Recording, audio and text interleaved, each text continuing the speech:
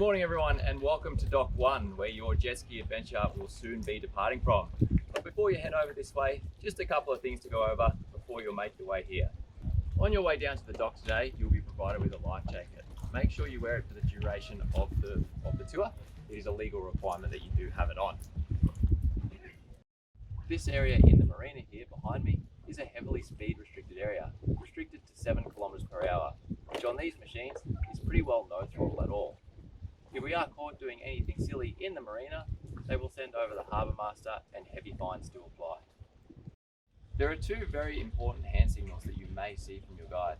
The first one is a hand straight in the air to signal that you are stopping. The second one is a motion across the chest like this that signals for you to stop the engine by pressing the red button or pulling on the tether cord. The way today's tour is going to operate is a follow the leader style tour. Your tour guide will be out at front at all times. They will do nice big S-bends, allowing you to play around behind them and following them at your own speed. If however you are feeling uncertain, please feel free to continue through in a straight line. You will all end up at the same place. Do not go too far on either side of your guide's wake, as they are going through the deepest channels on the harbour, avoiding all reefs and wrecks. You are the smallest and most manoeuvrable vessel on the water, so it is your responsibility to give way to everyone. When you are stopping as a group, make sure you move together nice and slowly, and we always ask that you stay a minimum of 5 meters from each other at all times. These machines are touring machines and are not designed for any high impact maneuvers like 360s or 180s, so we ask that you please refrain from trying any of these. The most important thing to remember today is that there are multiple jet skis on the water.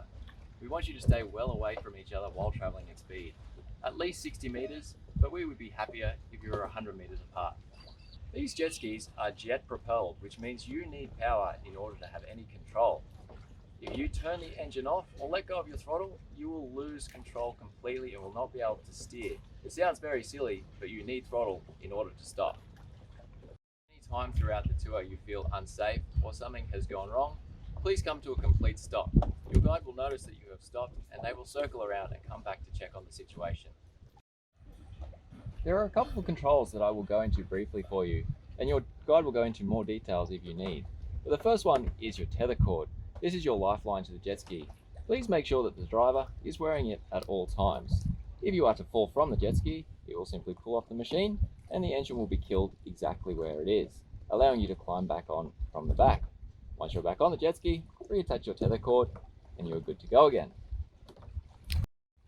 On the right hand side is your throttle. The further you pull this lever in, the quicker you are going to go. There is no gears on the jet ski, so if you pull it all the way to the handlebar, you're going to go all the way to top speed, and you're going to go there pretty quickly. So if you haven't ridden a jet ski before, or haven't ridden one in a while, make sure you're a bit gentle with that one to begin with. On the left hand side is your big red start stop button. Hold this button firmly for 2 to 3 seconds to start the machine, or 2 to 3 seconds to stop the machine. But as I mentioned earlier, if you want to stop the machine immediately, just pull on the tether cord. It will do exactly the same thing. If you do fall off the machine during your tour and find yourself in the water, there is a pull down ladder at the back of the machine. Pull it down and use it to get out of the water. Always climb on from the back to avoid the machine rolling over on top of itself.